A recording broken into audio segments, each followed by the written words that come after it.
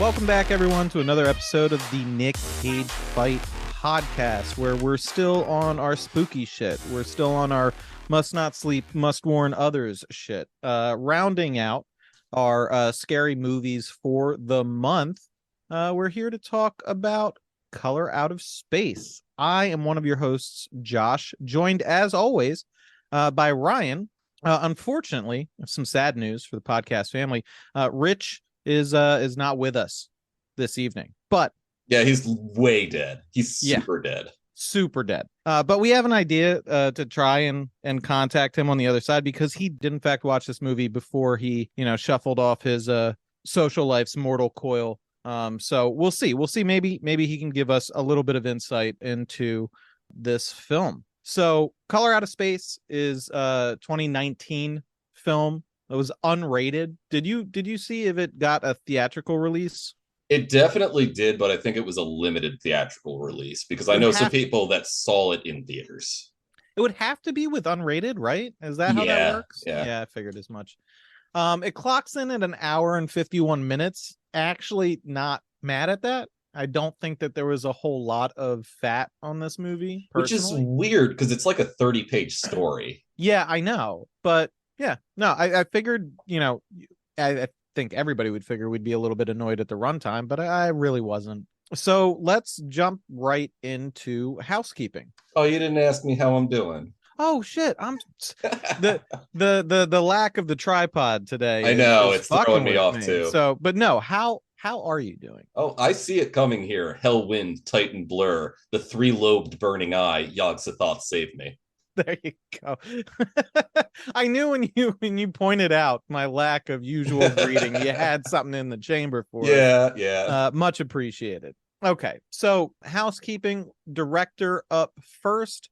We have Richard Stanley. Richard Stanley did a couple of things that, at least one of which whips absolute ass. I assume I have it on my list because I think I know which one you're talking about, but let's start going through it. So first we have Dust Devil.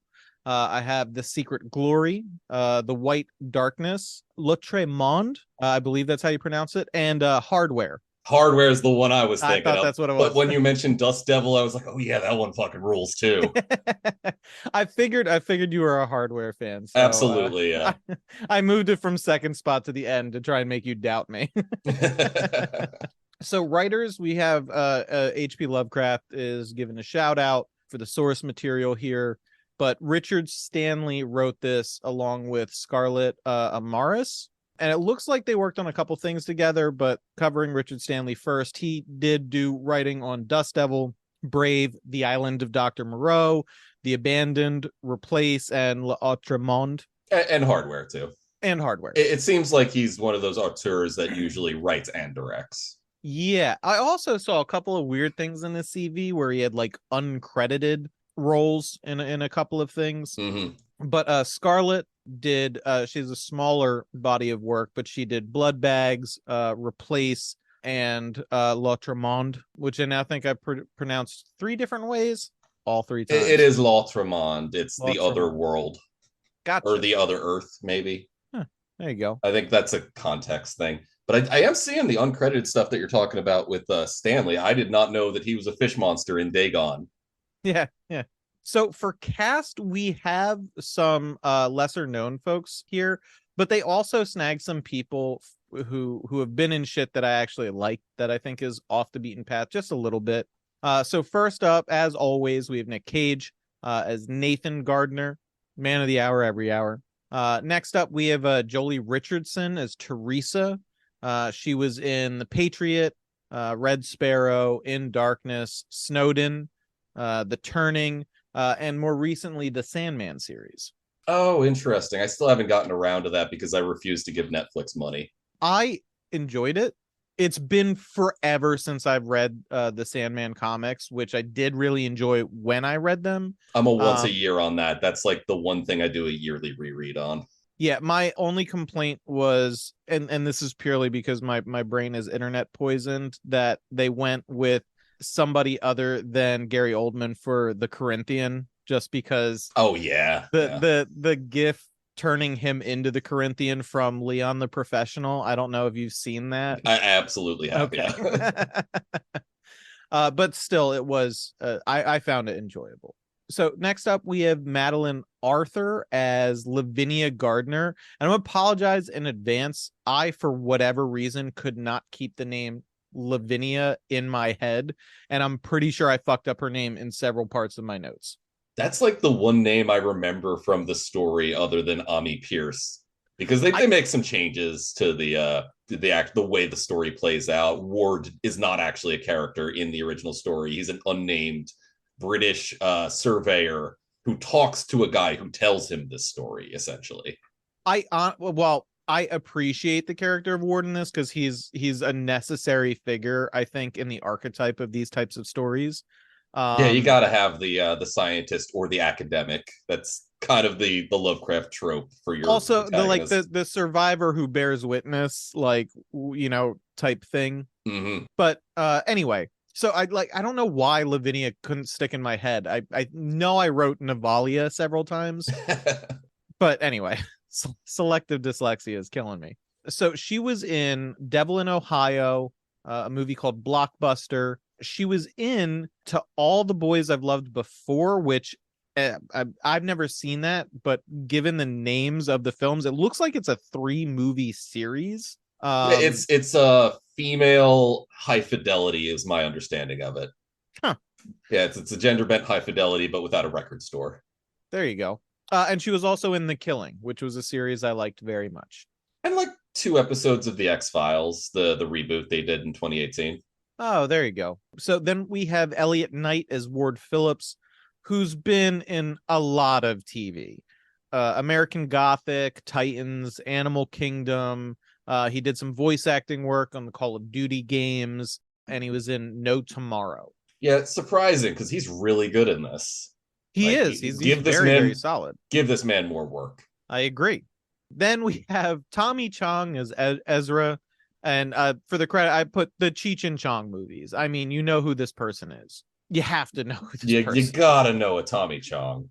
Did some prison time for selling bongs with his name stamped on it, which was such a weird fucking thing. He's also in one of my favorite Scorsese films that does not get enough play, After Hours. Him and Cheech show up as like these 2 dudes who keep trying to steal a statue.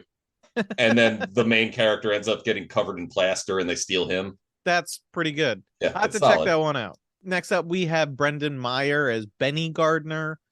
He was in The Guest, The OA, Unfollowed, The Friendship Game. It looks like newer stuff. That's I mean, I've heard people go on about The OA before. The Guest, I think I've seen. I mean, The OA is a Wachowski joint, so that's something I know I got to get around to. But I just did not watch it when it came out.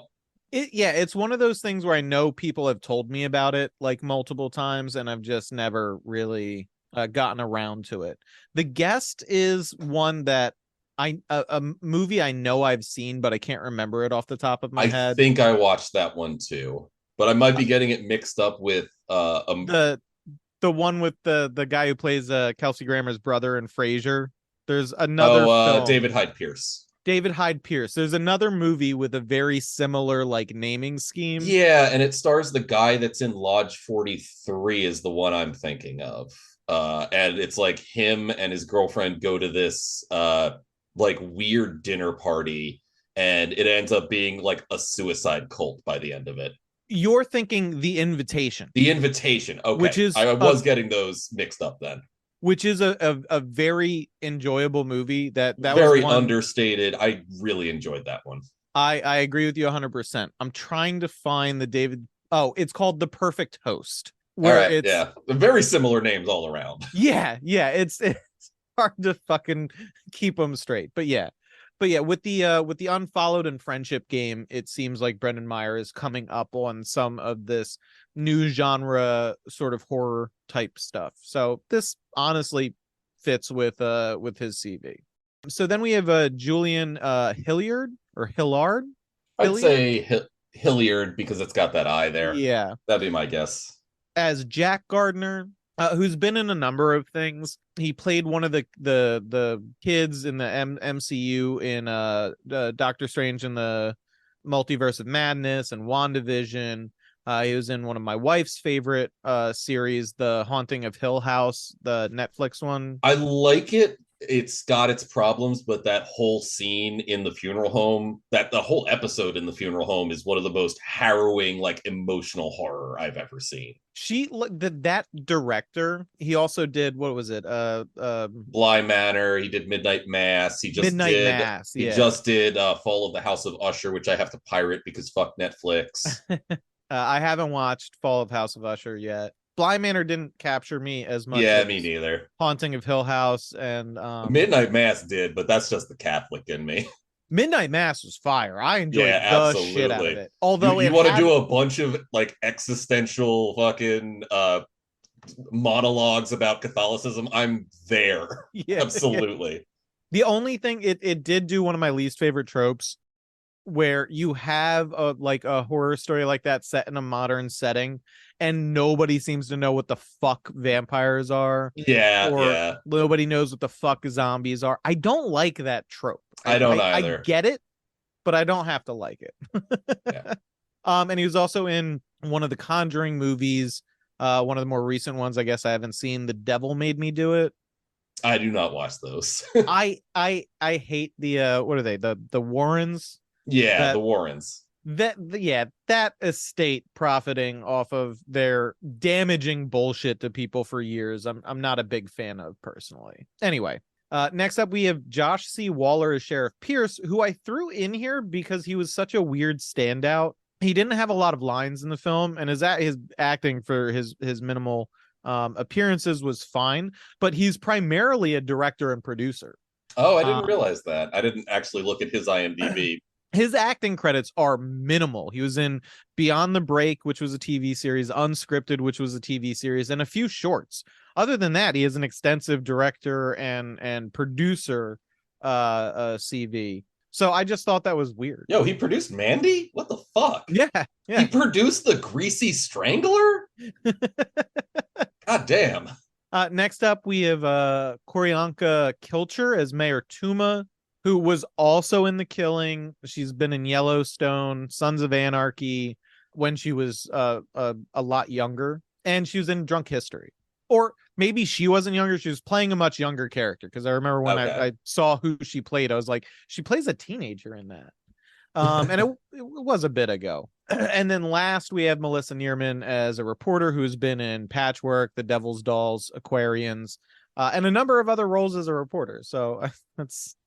You gotta hate getting typecast as that. I would imagine. Yeah, we ran into that with an actress. I think it was on Mom and Dad that also had an extensive career of playing reporter, journalist. Yeah, that's gotta suck, man. My cat's yelling at me because apparently I have to shout out G-Spot the cat, who's played by a cat named Lucifer. Oh shit! I didn't realize that was credited. I do have a little bit about the cat because we're not going. I think it would be a disservice to cover a movie based on a story like this without acknowledging some of Lovecraft's problems. Oh yeah, dude was a massive fucking racist. Yeah, so the scene, when we get to it, we'll get into the cat bit. But yeah, that is going to wrap housekeeping. And unfortunately for our non-subscribers to our Patreon, $1 a month gets you no ads, but we went a little bit long with the intro, so you got to listen to ads now, unless you go over to our Patreon and give us $1 a month, and then you get this without ads. So pause for ad.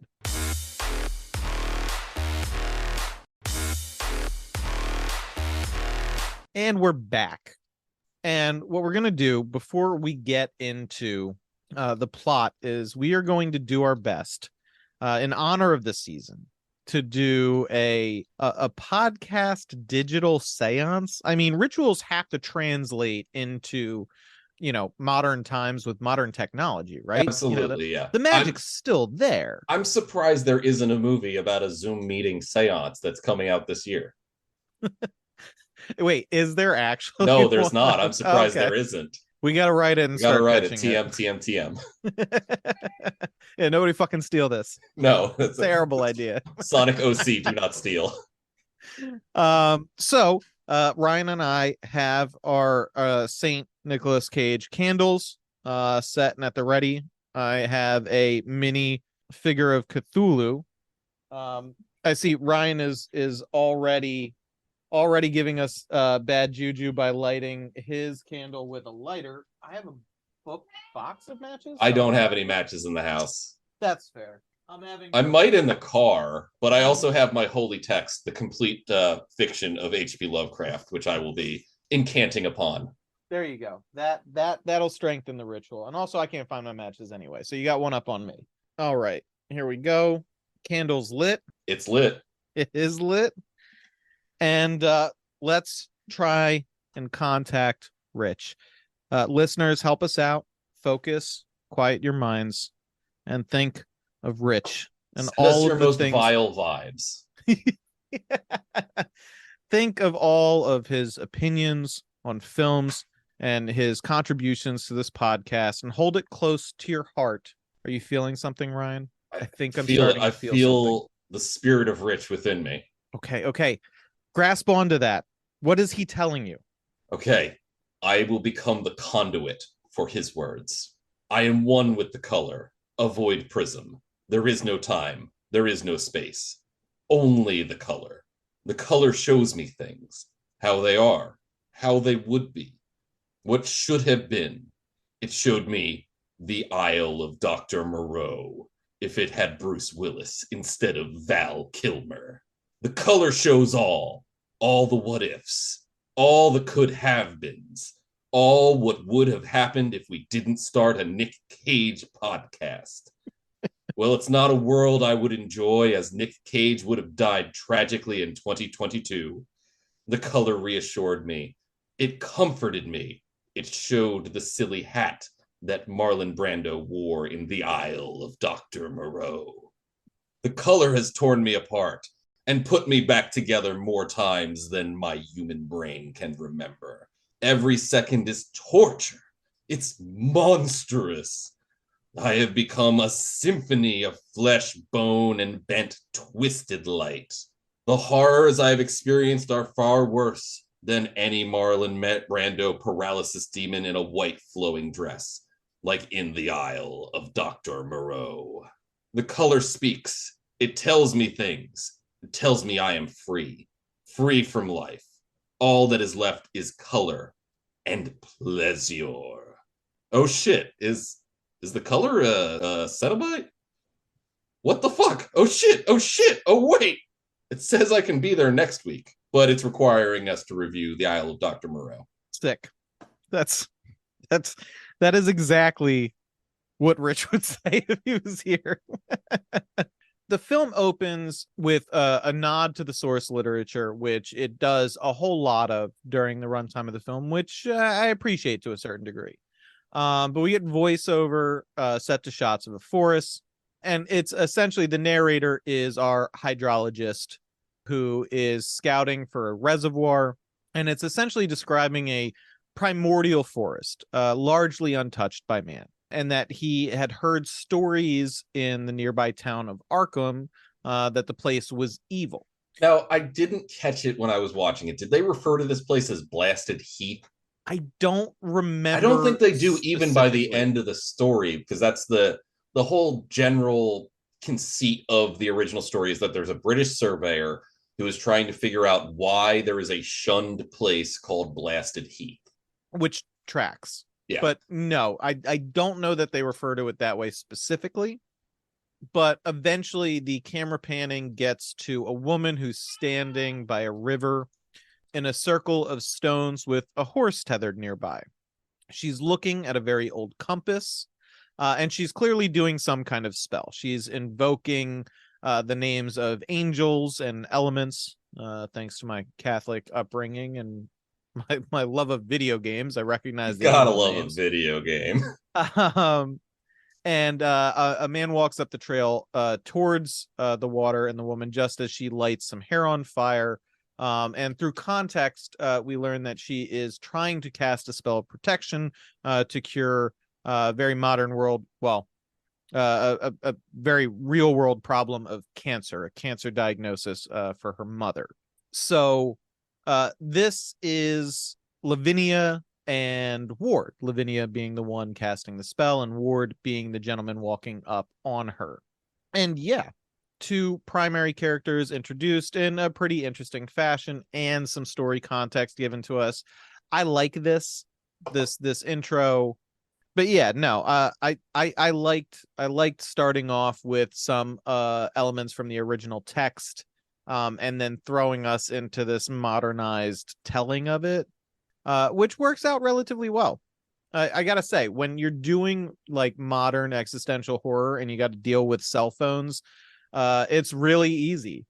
It's incredibly easy in this film, in a way that isn't immersion breaking, in my Absolutely. opinion. So, Lavinia is startled by the man Ward Phillips, but she's half charmed, like annoyed charmed. She's very mean to him, but he does express some sort of knowledge of occult and rituals, enough to determine that her ritual was Alexandrian. So he asks if it's Wiccan or Alexandrian, and then she says, after he implies that it is Alexandrian, that he was wrong. So it's got to be Wiccan. Yeah, I wasn't sure if she was just fucking with him or not. I mean, Because that's also possible, yeah.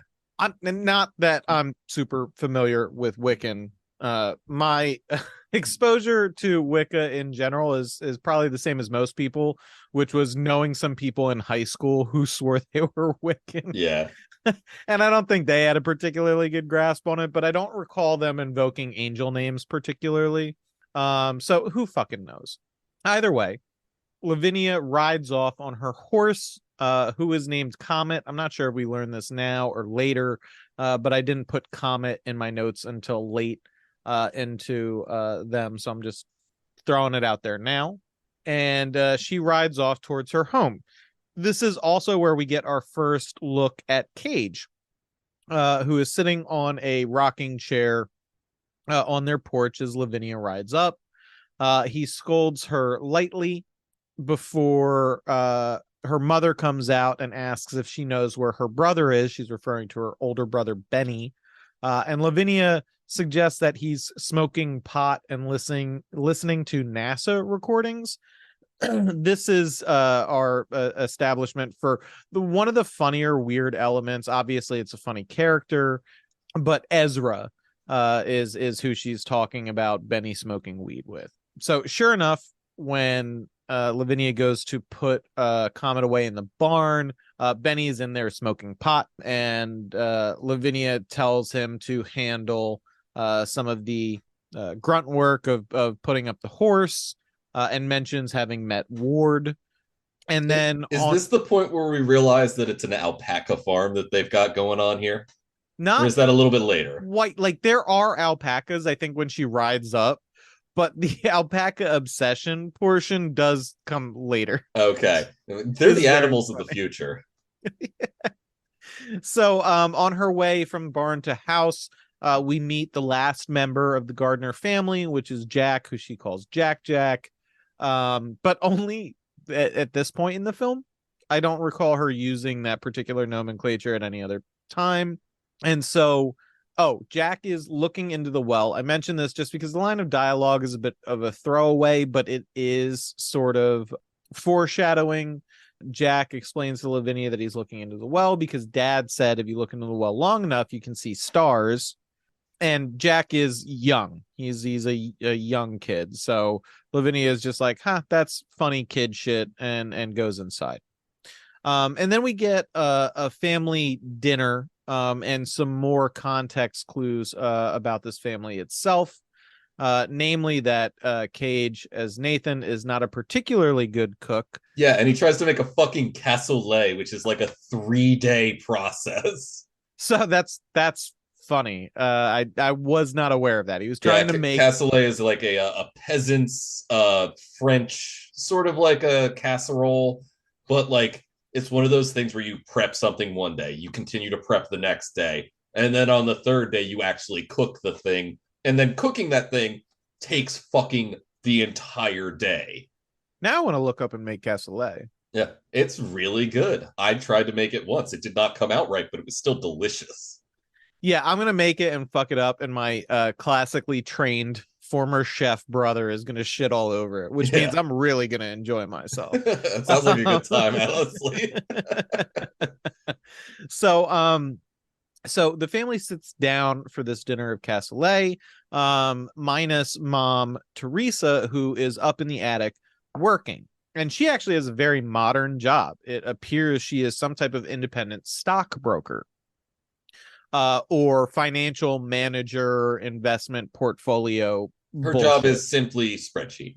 Yeah, well, my job is spreadsheeting for the most part. She seems to like maintain a book of business that's her own and like pitches investment strategies. So she comes down for dinner.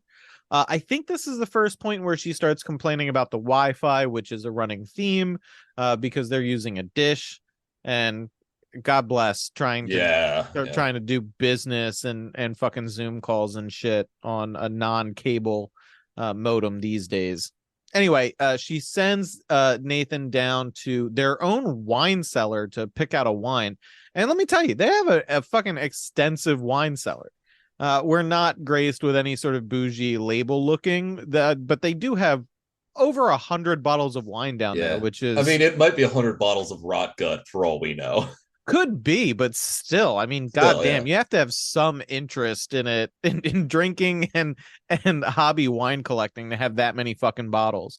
So the family dinner scene is actually, I think, a fantastic setup to this kind of horror, because you get like the little quippy interactions and arguing over who's doing the dishes and complaining about dad's cooking, so on and so forth. It's that kind of family setup that is really important before everything goes off the fucking rails. It's rock solid character work front to back. 100%. And as a fan of horror, you always spot when they do this well, because they do it well and quickly. It's a single scene that sets the tone of where we're starting, which is a far arc away from where we're ending. And all of those character traits are further bolstered by actions by these characters later in the film as well. So it's good setup and payoff, not just good establishing character. Agreed 100%. So after dinner and the arguing about who does the dishes, we get the first evening on the farm. And Nathan is doing his best to get lucky with his wife at this point, who has clearly been out of sorts since her cancer diagnosis and subsequent initial medical intervention, which is a surgery of some sort, but they don't go into it. Yeah, they don't state it now, but it is eventually revealed what it was. Well, it's implied, but I never noticed any actual like costume work or anything like that to try. Oh, no. Like it's implied she had a mastectomy. It's directly stated at some point by one of the characters. Oh, okay. Yeah. Yeah, they kept referring to surgeries, and there's another surgery later on. But I never caught that they confirmed that it was a mastectomy. But anyway, she clearly was being self-conscious about that, to which Nathan replies, "I've always been a leg man anyway," which is funny, but it's maybe very not, good. Not what your wife needs to hear. But regardless, I mean, his charm clearly works, because that evening they do start to get a bit amorous. Lavinia has fallen asleep on her bed, which is covered with dishes and witchcraft shit. Typical messy teenager. Benny's up surfing the web. And Jack is afraid of shadows cast by his pterodactyl plush mobile, or just a plush pterodactyl hanging from his ceiling. And outside we see this magenta spot of light approaching from the night sky, like getting closer to the ground in the sky. And then sort of everything builds to a crescendo. Jack comes out of his room, about to interrupt his parents. Benny is like drooling in front of his screen, so like the impact of this meteor is already starting to manifest in some members of the family. Oh no, I think he's just like super stoned and really tired staring at a screen. I've been there before. It seemed so over the top. Oh I yeah, wasn't yeah. sure. No, I think that might just be the way that man is. I would say Benny's probably the one we get to know the least out of all of them. Yeah. So that's entirely possible. But the comet hits to a great flash of light, and the family sort of congregates in the hallway to be like, "What the fuck was that?" I do have a quick aside, like we always do. So the color I went with as far as describing this was magenta. I would say And that's spot on personally. the main reason why I do that is like a bit of like one of those anecdotes, and I didn't bother to look up whether or not it's real or one of those fake things that everybody hears once and thinks that it's real. But I was under the impression that magenta is a color on the spectrum that is not able to be properly interpreted by the human eye. And so magenta is just our brain's error projection on this wave of light. I'm not sure if that is true or false, but it seems really appropriate for this story. So yeah, don't quote me on it, but I remember reading that somewhere once and it stuck with me. I don't know about the veracity of it. Yeah, I nothing to add on that, but Okay. it sounds Have like you it heard tracks. that too, I or hadn't, no. okay? But I know when I read the original story, I was also a big Terry Pratchett fan, so I was imagining the color out of space being octarine, an Okay. indescribable color that is supposed to be the color of magic in Discworld. Gotcha. Outside, the family dog Sam, whose name I don't get to until later in the notes, but And was played by 4 different dogs. that tracks. Yeah. It's a very wolf looking dog. It's a cool looking dog. I'll give it that. It's a big boy. Yeah, definitely. Is outside standing at the edge of this crater where this magenta stone sort of sits and smokes and glows a little bit. Jack has gone a bit catatonic since the arrival of this meteor, and the family comes in to fuss about this while Nathan is complaining about the smell of the meteor. And this is a theme that continues throughout. I tried to sort of pin it down. I always look for, and this is just a consequence of how my brain works, I try and look for symmetry with stuff like this. Like Lavinia hears things. She gets an audio impact from this thing. Nathan smells something nobody else smells. Jack sees things maybe, but that's not quite like hammered into. Like we don't get a Jack's perspective of seeing what he sees. Yeah, and but we Benny, also don't get the Lavinia's perspective for hearing what she hears. So it does kind of give this otherworldly perception beyond what is directly in front of you, feeling on the back end for the characters. Yeah, I was just looking for like some sort of like, oh, all of the impacted people are experiencing a different sense being fucked with. Yeah. But that's not clearly established. It was just something I was looking for. And Benny, to round it out, is has difficulty with his sense of the passage of time in general. And Teresa doesn't seem to have a specific, or except maybe hers is tactile, given what happens might be tactile later. Yeah.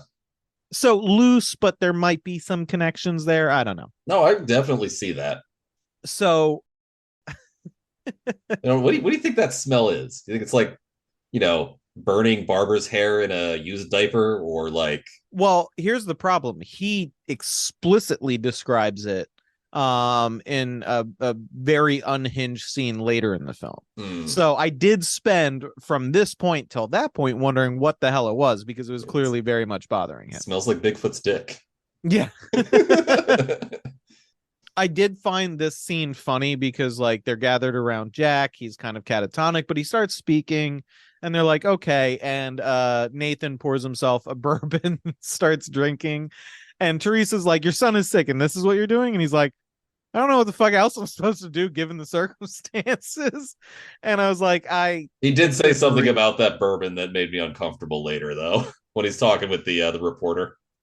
Okay, so that was my favorite scene in the It's film, and it's absolutely the coming up best very scene in the quick. film. Yeah. Yeah, so Jack comes out of his catatonic state, just mentions that his head hurts, and the family just goes to bed. The next morning, the sheriff shows up accompanied by the mayor, which seemed like a bit of an outsized response given the circumstances, but it's kind of cleared up relatively quickly. The mayor's like, oh shit, are you cool with media coming out? This could be a big thing for tourism. She's clearly like, the mayor's role in this story is just trying to make moves for her She small town. she's got real Quimby energy. 100%. Like, yeah. That's very solid. Yeah, Yeah. that's 100%. Uh, Nathan tries to describe to the sheriff and the mayor what happened, and we run into what I anticipated being a bit of a bigger problem that it ended up being for the film.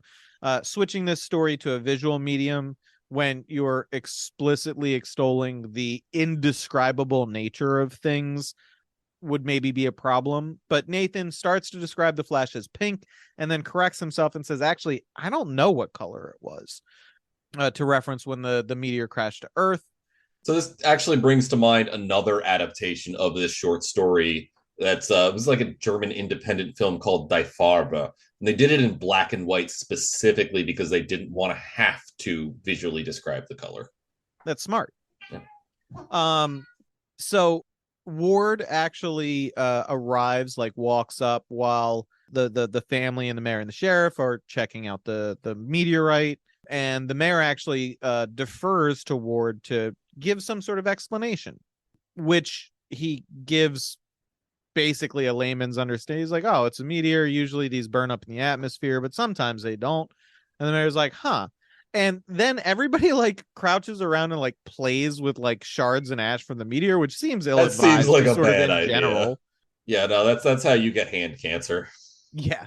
But Nathan notices the tension, I guess, or attraction between Ward and Lavinia and sends her off to check on her mother. And then another solid contestant for funniest scene in the film. Benny and Nathan go to milk the alpacas. This is where we get some more information on the alpaca farm. Spent a bunch of money. Alpacas are the animal of the future, Yep. and they need to be milked. And Ward tags along because if you show up at a place and they're like, we're gonna go milk the alpacas, you're like, I gotta see this shit. Yeah. I didn't even know you could do that. And then Nathan goes on about alpaca milk and alpaca boobs. Boobs being the terminology he uses, which is fucking hilarious. And the milk. He's like, I find if you mix a bit of fennel with their feed, it increases the output and improves the flavor. And then offers a ladle of like fresh pulled alpaca milk to Ward, who's like, no thanks. And he's like, I you're would be lost. like, yes, please. And drinks directly out of the ladle, which is amazing. Which is correct to do. I agree with you in principle, but Look, I there's did a have curiosity I have. If somebody offers me a ladle of fresh from the boob alpaca milk, I'm gonna drink it. So I'm not gonna lie. That is my natural instinct as well. In fact, I've been in several situations, not with alpaca milk, where that has happened.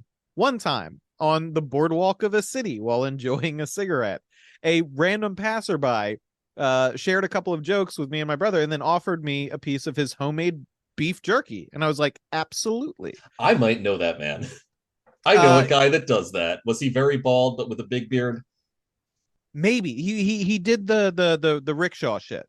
Oh, okay. I don't know that man then. Okay, all right. But yeah, no, it was a great piece of fucking jerky. No regrets. 100%. You know, I know a dude that will just carry around his homemade beef jerky in his pocket. He'll be like, would you like some of my homemade beef jerky today? And I usually do.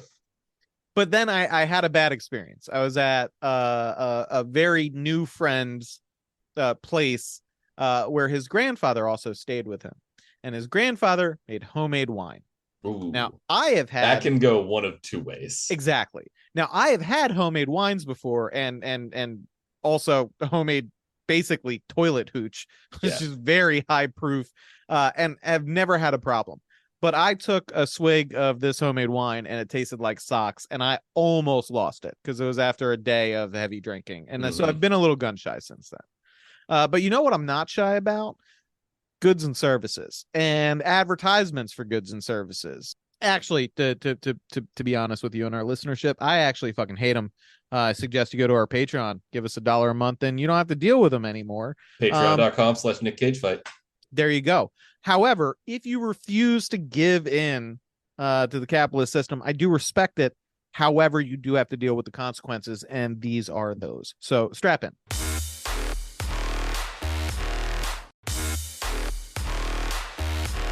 Welcome back, our principled listeners who refuse to give a dime. Yeah, I hope Like you I like said. smashing that plus 15-second button. Yeah, you are respected. I fucking get it. But now with business out of the way, we can get back to where Ward has just refused a sip of sweet, sweet alpaca milk straight from the teat. So Lavinia is in her room listening to music and sort of crying. She had a run-in with her mother Teresa, who is like, "Hey, you and Ward like each other," and she's like, "Mom," like a teenager. And then Teresa mentions something about how she's dressed, and this sets teenage Lavinia off a bit. So she's listening to music and crying, while Nathan, Benny, and Ward are talking about the other person who lives on their property, who they describe as a squatter, which, by the way, if I had a squatter like Ezra, I'd fucking be cool with it too. Oh, totally, yeah. So Ward wants to speak with Ezra. So Benny's like, "I'll take you out to meet him." This is who Benny smokes weed with. And I'm assuming buys weed from. Almost assuredly. Yeah. Which is also almost assuredly being grown on site somewhere on this fucking farm. Which is cool to do and way legal. Yeah. So Benny and Ward show up at Ezra's, and Ezra's place I can only describe as a weird wizard's hut. That's what it looks like, and it's awesome. They could have fucking cheaped out. They could have put like an old Winnebago, and that been it. But this or is like a VW party bus. Exactly. But this is like a cobbled together wizard's hut. He's got like fucking stained glass. He's got decorations hanging from trees outside, which is just like random bits of circuit boards strung up with fishing wire. It's awesome. It's probably one of the cooler modern day wizard huts I've ever seen represented in film. It's aspirational. It 100% is. It's very neat. And we meet Ezra, who is, of course, played by Tommy Chong, answers the door, smoking a joint, knows both about Ward and the meteorite already. So he's pretty plugged in to the goings on around the Gardner property in general. And this is where we also get introduced to Ezra's cat, who is named G-Spot. That Benny comments on is the coolest name for a cat ever, a pussy named G-Spot. And I can't help but think for sure this is a swing at the original author Google himself. Lovecraft's cat's name. Correct. Or the name of the cat in Rats in the Walls, which was named after his cat. So, yeah, we are not going to engage with this story without pointing out, dear listener, if you are not aware, H.P. Lovecraft was a big old racist. He was a rotten-brained racist who ate nothing but canned fish and crackers for like 10 years of his life. Yeah, he was an insane racist prick who happened to popularize a huge leap in literary horror that continues to be influential to this day. But again, I would be loath to not mention that later in his life, his correspondence did show an amount of regret towards his previous opinions on this like race subject, and that maybe he might have had some mental illness that was not actually diagnosed or dealt with at all, and that may have exacerbated his xenophobia. I think is more accurate than racism, because he was afraid of literally anything that lived outside of his house. Oh yeah, he was famous for his like agoraphobic tendencies and shit Yeah, like that. yeah. So, But but like yeah, just later in life, he did recant some of that, so that's nice at the very least. But yeah, dude was real fucking racist. yeah, just so like I said, we're not going to engage with the story without acknowledging that aspect of it. But I do think this is because the writing in this film, we're going to get to more elements of it. It was written by somebody who's familiar with the material and had a solid appreciation for it. So I can't see this cat discourse as being anything other than a swing at the original author's problematic Real tendencies. bad name for a cat. Correct. That's what I read this as 100%. Yeah. So a storm hits while they're at Ezra's, and Ward is offered a cup of coffee, which Ezra seems to subsist almost entirely off of coffee and weed, and Ward turns it down because the water looks a bit weird. And being a hydrologist, he's kind of sensitive to that shit.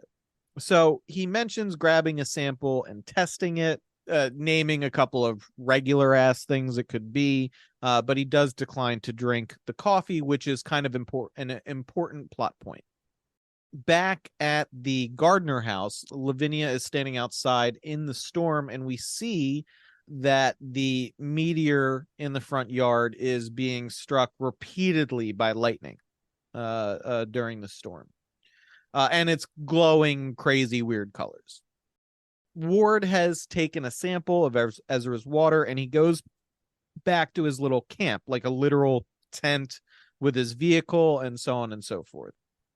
And we see him testing that bit of water with a strip that turns a deep magenta color. He's wearing a very sharp Miskatonic University like a polo or something. Not like a long sleeve t-shirt at this point. Yes, and we also learned that the name of the river is the Miskatonic as It well. is, yes. It's the Miskatonic Valley in terms of if we want to get real granular about the Lovecraft fucking like geography of Arkham County. There you go. So we hear that over the radio. He's listening to the radio. He's reading a little book. And then he gets a call on his phone, which he answers, but it's garbled and static and then disconnects. Then he hears a noise out in the woods and fires up his flashlight to investigate.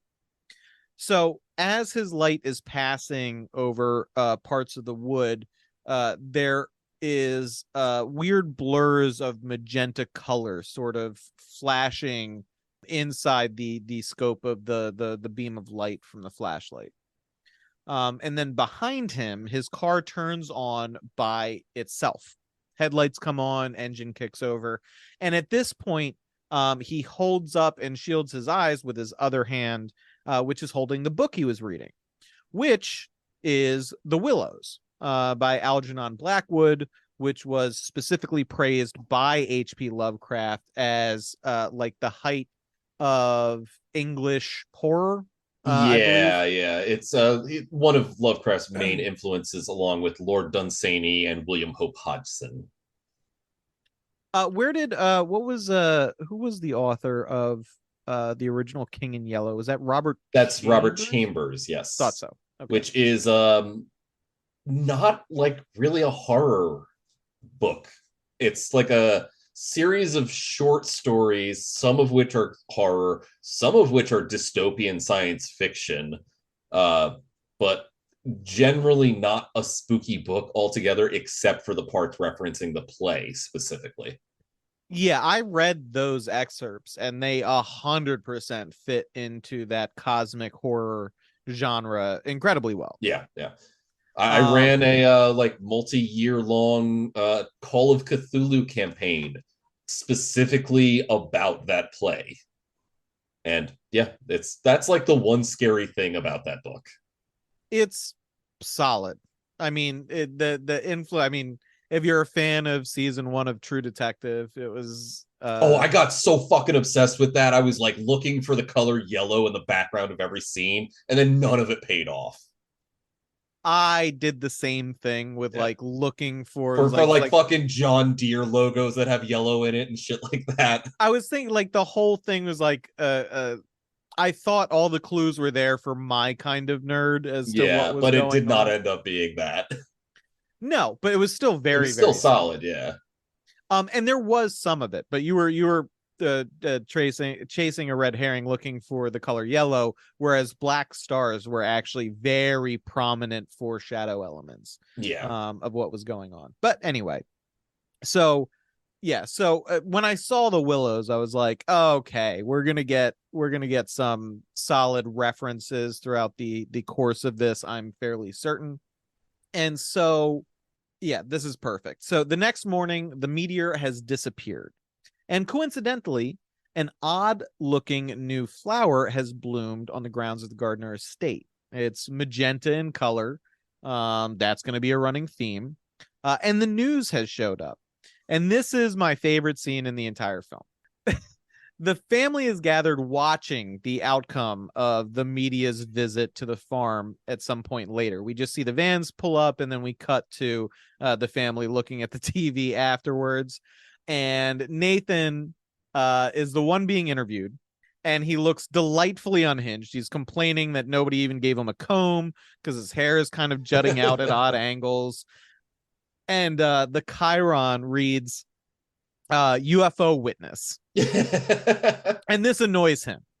And so he's growing increasingly agitated as he's watching this, calling for Teresa to come in and see what's happening. And then the interview on TV gets even funnier when the reporter asks, like, were you sober when this occurred? And he goes, well, I like bourbon. At which point, Okay, all right. Here's the part that got me. Here's the part that made me a little bit uncomfortable about his bourbon choices. He said, well, I had a little bit of bourbon, and you see, it comes from Texas. Incorrect, my man. Incorrect. um, also correct. But my favorite part is the chyron updates to Nathan Gardner, UFO witness / bourbon connoisseur, Yes. which is absolutely It's amazing. incredibly funny because there's no way he was drinking a good bourbon if it came from Texas.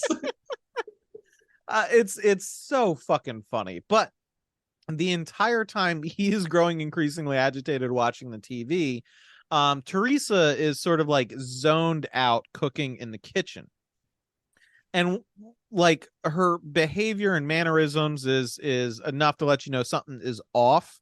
But the first bit of horror we get injected into this is when she starts cracking eggs into a bowl, and one of the eggs looks like it was unviably fertilized. There is blood and an eye present when she cracks it into the bowl. She seems to ignore this and then starts chopping carrots. Nathan is still calling for her, even sends Jack to go get his mother, and Teresa is just zoned out, chopping. And I enjoy this trope in horror movies because this happens all the fucking time. Yeah, it does. There's And it's a a classic. 50-50. 50% of the time they build the tension, and the person in the trance playing with a fucking chef's knife snaps out of it and nothing happens. That is not the case. This is the other side of that 50-50 line where Jack walks into the kitchen to get his mother just as she slices through her fingers very violently. Yeah. That must be a sharp fucking chef's knife. She must be rocking a Wussdorf. It is also, by the way, everybody here, just PSA for our listeners, sharpen your fucking kitchen knives. Yes. B, she did not use the claw grip with the vegetables. Which that will stop you from cutting your fingers off. That will absolutely stop you from cutting your fingers off. She was not paying attention to proper knife etiquette. Yeah. Here, but having a sharp kitchen knife is also one of the top ways you avoid hurting yourself. But definitely also curl your fingers in and make sure your thumb's behind those fingers when you're holding the vegetables down. Yeah, your knuckles should be touching the flat of the blade. Yes, yep, absolutely. There you go. So welcome to Cooking with Lovecraft. So I do think that this is absolutely a perfect cliffhanger spot to call the episode. Teresa is just sliced off her fingers. If you recall earlier in the episode, we were talking about how we thought her manifestation of influence from the meteorite was tactile. This is why I said that. I agree. I think that is a perfect reading. So we will please join us next time when we finish up covering this film. While you're waiting, you can find us online. We are on x.com currently at cagefight_pod. We've also Get it while the got get's a good. Patreon, patreon.com/Nick Cage Fight. Give us $1. We love $1. You You'll get get ad-free episodes. I'm not sure if it's a tier up. You that get our is the uncut episodes. I think it's the other way around. I think it's the Oh no, you're right. The $1 is the ad-free, the $10 is the uncut episodes, along with any of the additional Patreon content that we've produced, including an excellent episode about Shadow of the Vampire, a film that Nick Cage produced but did not star in. Correct. So yeah, check us out online. If you're an uncle, you can find us on Facebook. Just look up Cage Fight Podcast. You'll find us. You'll think we're Nick Cage. You'll send us messages to that effect. And we'll try and get your money. Absolutely. We love your money. Yep. Yeah, if you message us as an uncle on our Facebook, I will try and sell you a T-Rex skull for tax purposes. So thank you for tuning in. And as always, listeners, please remember that we appreciate you.